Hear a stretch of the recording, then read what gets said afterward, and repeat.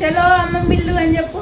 చలో చలో చలో చలో అని చలాకీగా బయలుదేరామే కానీ పాప అసలు అక్కడ ఉండలేకపోయింది. ఇంకా నెక్స్ట్ డే ఈవినింగ్ రిటర్న్ అవ్వాల్సి వచ్చింది. అదేంటి అనేది నెక్స్ట్ షార్ట్ లో ఎక్స్ప్లెయిన్ చేస్తాను. ఏమేమి తీసుకెళ్లాలో ప్యాక్ చేయాల్సిన రెస్పాన్సిబిలిటీ మాత్రమే నాది, దాన్ని మొయ్యాల్సిన డ్యూటీ మాత్రం మా హస్బెండ్. ఎప్పుడు ఇంతే అనుకోండి. ఇంతకు ముందైతే విజయవాడ నుండి బండి మీద 1.5 hours లో వెళ్ళిపోయే వాళ్ళం. బస్ అయితే 2.5 hours 3 hours అలా పట్టేది. ఇప్పుడైతే పాపతో స్లోగా వెళ్ళాలి కదా, సో బైక్ మీదనే 2 hours పైనే పట్టేసింది అనమాట. మా పాపనైతే ఇలా బైక్ మీద ఫస్ట్ టైం మా అమ్మ వాళ్ళ ఊరికైతే తీసుకెళ్తున్నాను. 1 గంట జర్నీ వరకు బుద్ధిమంతురాల్లాగా బాగానే ఉంది, కానీ ఇంకో అరగంటలో ఇల్లు చేరిపోతామనగా పాపం చిరాకు వచ్చేసిందేమో. అప్పుడు ఏడుపు స్టార్ట్ చేసేసింది. మధ్య మధ్యలో నా మొహంలో మొహం పెట్టి కబుర్లు చెప్తూ నవ్వుతూ ముద్దు ముద్దుగా మాట్లాడుతూ బాగానే ఉంది. అంత లేదు, దీనికి ఇంకా పాకటమే రాలేదు, కానీ నిగడదన్నేసి నిలబడిపోద్దంట.